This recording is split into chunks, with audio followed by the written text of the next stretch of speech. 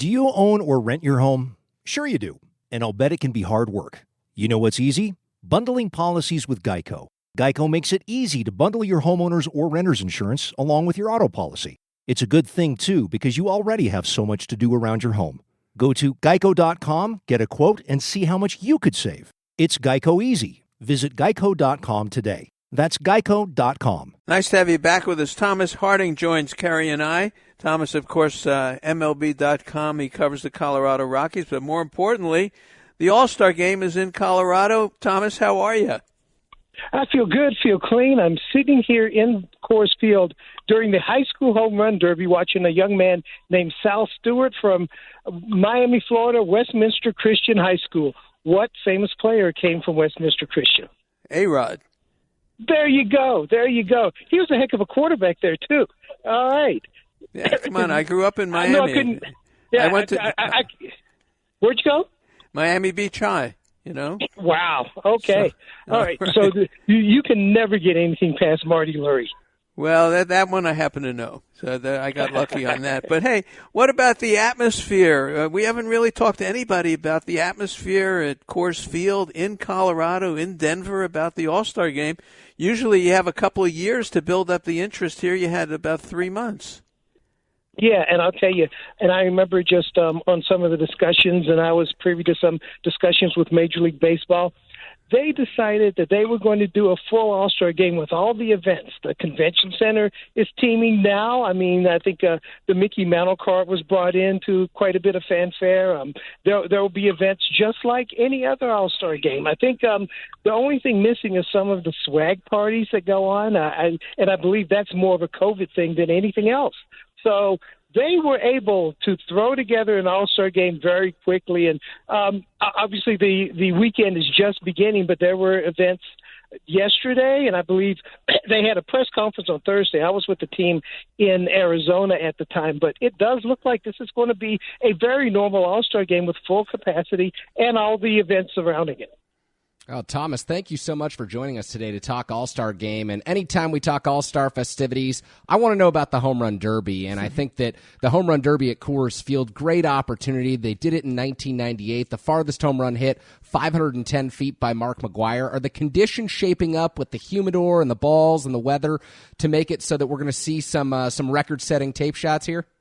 Okay, I don't know the situation with the balls as you hear high school kids drilling them with aluminum bats right now. But I don't know the situation of how the ball is being stored, but I do know this. It has been a little bit more humid here than usual, and usually this is when you get those days where the ball travels a lot. Now, will it – obviously, if you really crush a ball here, like Shohei Ohtani once in batting practice, it wasn't just the third deck. It was the third deck in right center, almost center field.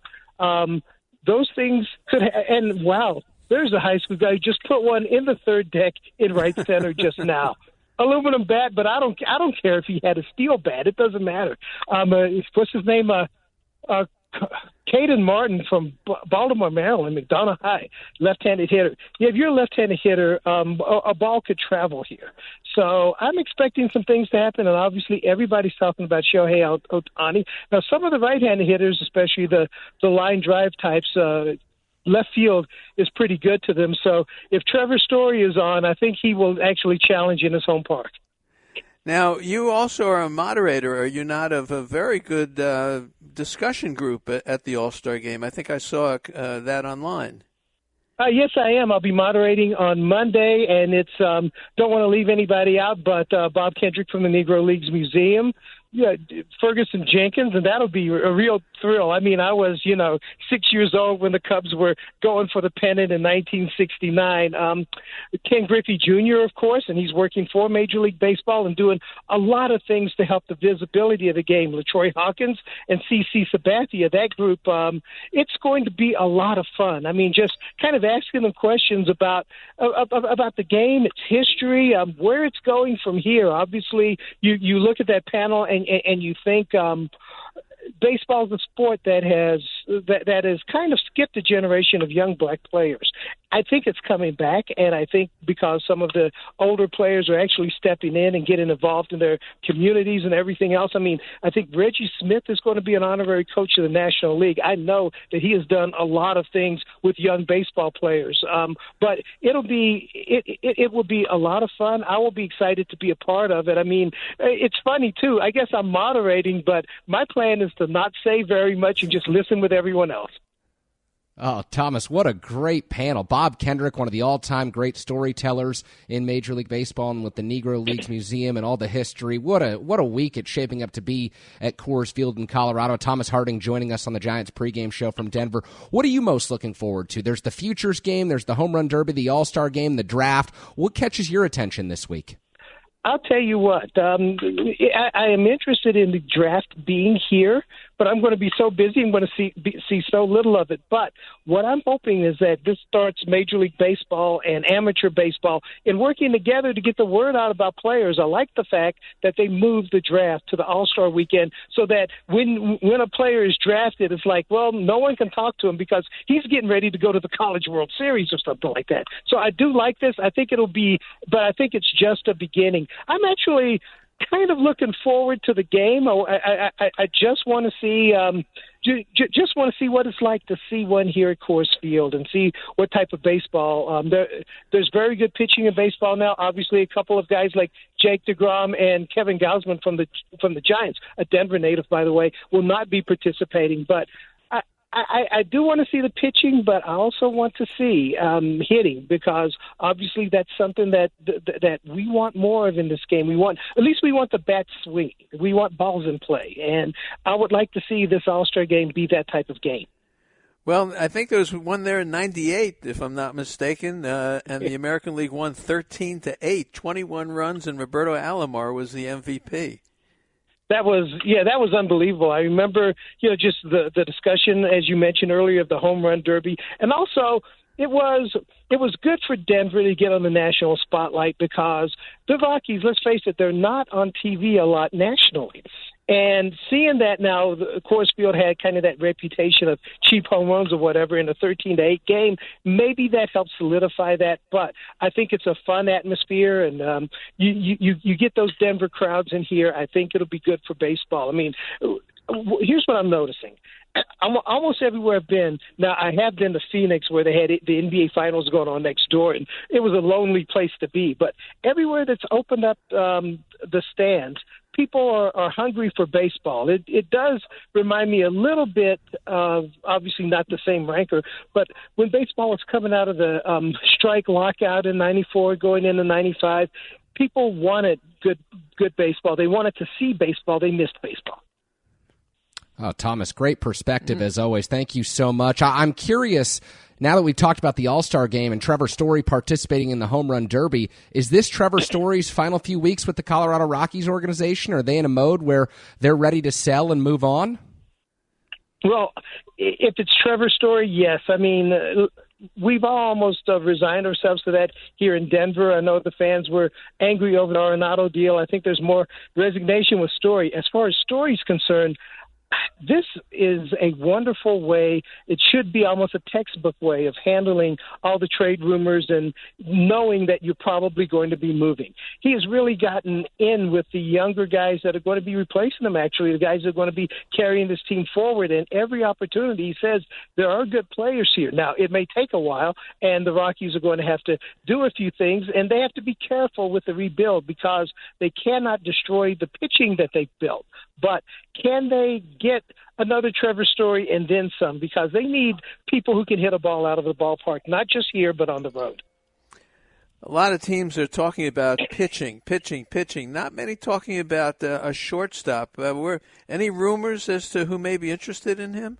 It's been kind of light on the rumors, and also you have a situation where the Cubs are going to be looking to move Javi Baez, but this may be a time to rent a shortstop. Guys like Baez and Story are going to be free agents at the end of the season, and certainly if you need one. I know that it seems that the consistent rumor has been the Oakland A's. Obviously, that's a well put together ball club. I watched them earlier this year, and it seems like they have a lot of pieces in place. I know they have a fan base that is nervous. You know, they're always nervous because they know or they believe it's going to all fall apart. But Trevor Story in green and gold looks pretty good to me right now. The other team that has cropped up in, I would think, a semi-credible way would be the Chicago White Sox.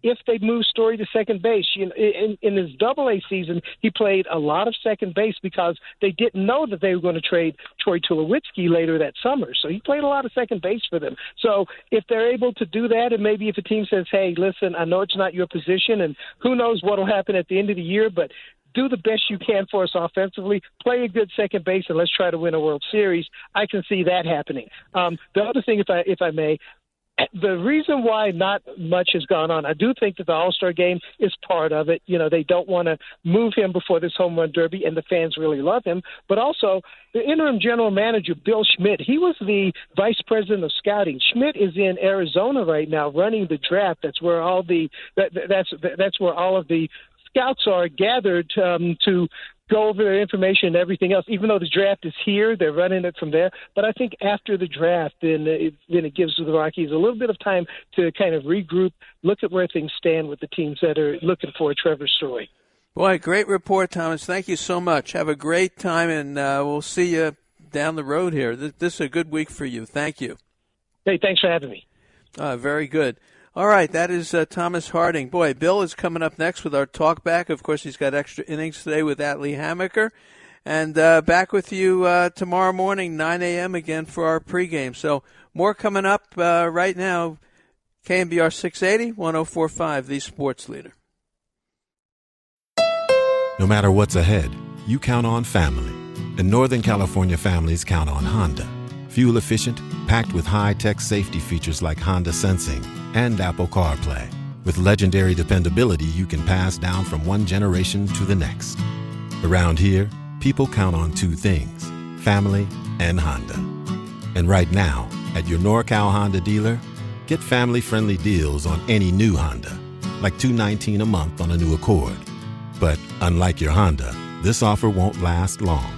Lease a 2020 Accord Sedan CVT LX for $219 a month plus tax for 36 months with $25.99 due at signing for well-qualified lessees approved by Honda Financial Services. Excludes taxes and license. No security deposit required. 15 cents per mile over 10,000 miles per year. Higher lease rates apply for lower credit ratings. Prices and terms may vary. See dealer for details. Offer ends 3/1/21. To set up a safe, easy way to get your family a Honda, ask any Honda dealer at NorCalHondaDealers.com.